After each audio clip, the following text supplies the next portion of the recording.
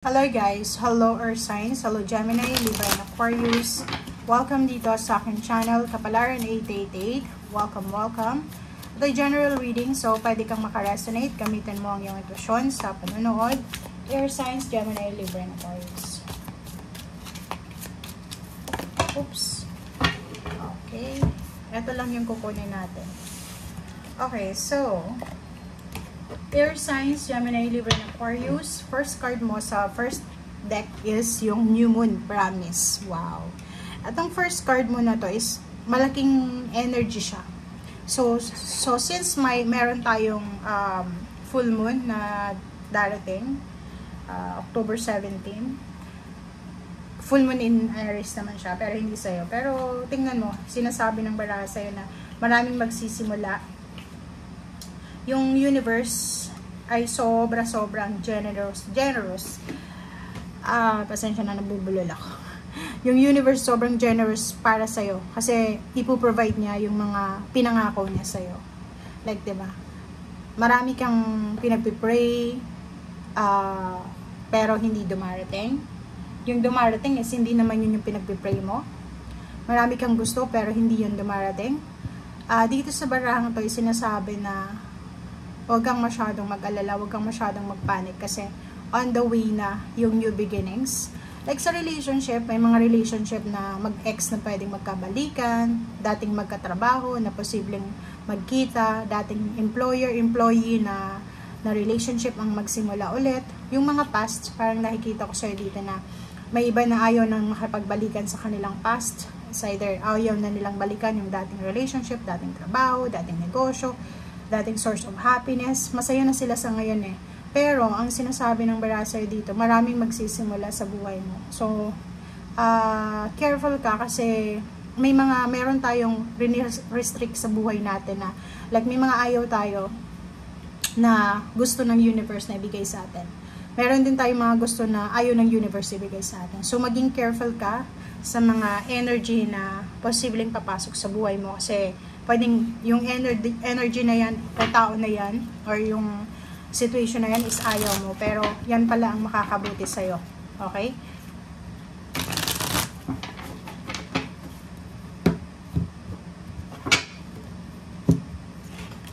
Okay, King of Wands. Wow, job. So yun, first card mo dito is trabaho. May bagong trabaho na posibleng i-offer sa iyo ang universe. Yun nga yung sabi ko sa iyo dito. It's either dating katrabaho, dating employer, dating amo, dating boss, ang posibleng babalik sa iyo para kunin ka as worker or para makipag-collaborate sa iyo. Okay? Yung iba naman sa inyo, mga new job siya kasi new moons, new beginnings. So, pwedeng bagong trabaho ang papasukin mo dito. And, nakikita ko sa iyo dito na kung anong new beginnings ito na darating sa iyo, ay posibleng magdadala to sa'yo ng peace and harmony and balance. Peace kasi to eh. So parang, if ever man may papasukin ka ngayong material things or tangible earthly actions, trabaho, or any source ng money, magdadala to sa'yo ng peace and harmony. So medyo maayos yung relationship mo sa trabaho ito, relationship mo sa money, relationship mo sa kung ano man ito na ibibigay sa iyo ng universe ngayon. So, kaya magkakaroon ka ng peace of mind. Okay?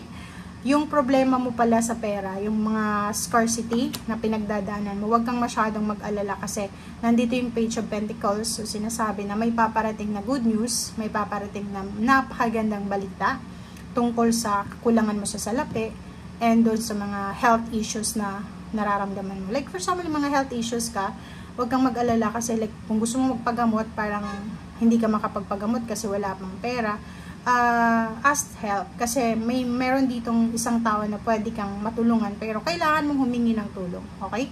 Sa money, ganun din. If kailangan mo ng tulong, humingi ka ng tulong. If walang tulong na dumarating sa'yo, humingi ka mismo doon sa source, sa Panginoon, na sana bigyan ka ng Panginoon ng tao na talagang tutulong sa'yo sa kung ano man tong kailangan mo sa ngayon. Diba? Wheel of Fortune, ang galing. Kasi atong Wheel of Fortune is resonated siya dito. Sinasabi na kung ano man, parang rags to riches siya. Diba? Ano man ang pinagdadaanan mo sa ngayon, kapos ka man sa pera, kapos ka man sa financial, or kapos ka man sa kung ano man ang kailangan mo sa ngayon, may problema ka man sa pamilya, may problema ka man sa sarili mo, or sa kapaligiran, huwag ka daw mag-alala kasi papabor sa'yo yung Wheel of Fortune or yung ikot ng fortune or ng mundo. And ikaw naman yung mabibigyan ng pagkakataon para makaraos dyan sa pinagdadaanan mo. Okay? Meron dito, pwedeng magsa-celebrate kayo ng mga birthday. Yung Libra, pwedeng magba-birthday ngayong October. Yung iba naman, may mga kapamilya kayong magsa-celebrate like wedding anniversaries, weddings. May mga announcement of babies, new babies, announcement ng binyag, announcement ng engagement, or kano pa man, na posibleng isa-celebrate. Okay? 9-10, diba? So, meron din dito na posibleng kapamilya ka na mag-o-offer sa'yo ng help. So, for example, nangangailangan ka ng emotional help. Like, mayroon kang mga problema na kailangan i-resolve. May mga pumapasok sa isip mong negative. Isang tao na malapit sa puso mo ang posibleng makatulong sa'yo na ma-resolve yung mga issues na parang gumugulo dyan sa isip mo.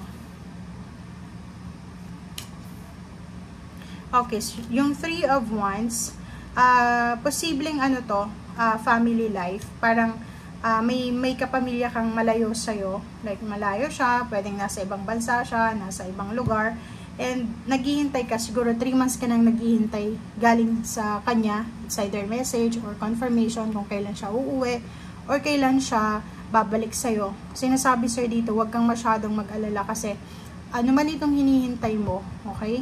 Bigyan mo yung sarili mo ng konting oras na maghintay kasi parating na to, okay? Sa barang ito, sa 4 na yan, sinasabi na it's either ikaw yung may kailangan ng pera or ikaw yung may pera na posibleng bibigyan mo yung isang tao or isang kapamilya. So, or pwedeng ikaw, may anak ka, pwedeng bigyan ka ngayon ng pera sa araw na ito as like for example, tulong sa'yo or pwedeng may utang kang kailangan bayaran. So, may mga possible na individual dito na pwedeng tumulong sa'yo. Okay? And moving forward, Knight of Pentacles and Queen of Swords, may iba sa inyo dito na ang purpose nyo, hindi lang sa araw na ito, araw-araw naman, ang purpose nyo is gumising sa umaga, magtrabaho, para kumita ng pera. Parang, ganun lang yung circle yung cycle ng buhay mo. Matutulog ka, tapos gigising sa umaga, magtatrabaho, uuwi, matutulog ulit. Kasi, yun yung parang parang yun yung focus mo na kailangan mong maging workaholic, kailangan mong isubsob yung sarili mo sa trabaho para makalimutan mo yung mga stress or kano pa man. Nandito yung 4 of Swords na sinasabi na kahit masyado kang busy, abala sa ginagawa mo, make sure na bigyan mo pa rin yung sarili mo ng time na makapag-relax, makapag-breathe man lang, makahinga ka ng fresh air. Okay? Spend time sa family. If may time ka, spend time sa nature. Spend time sa spiritual mo din. Okay? Wag mong kakalimutan. Kasi nandito yung Queen of Pentacles. Connected siya sa money. So, be grateful sa mga blessings or sa mga blessings pang darating. Okay? Thank you guys. Bye!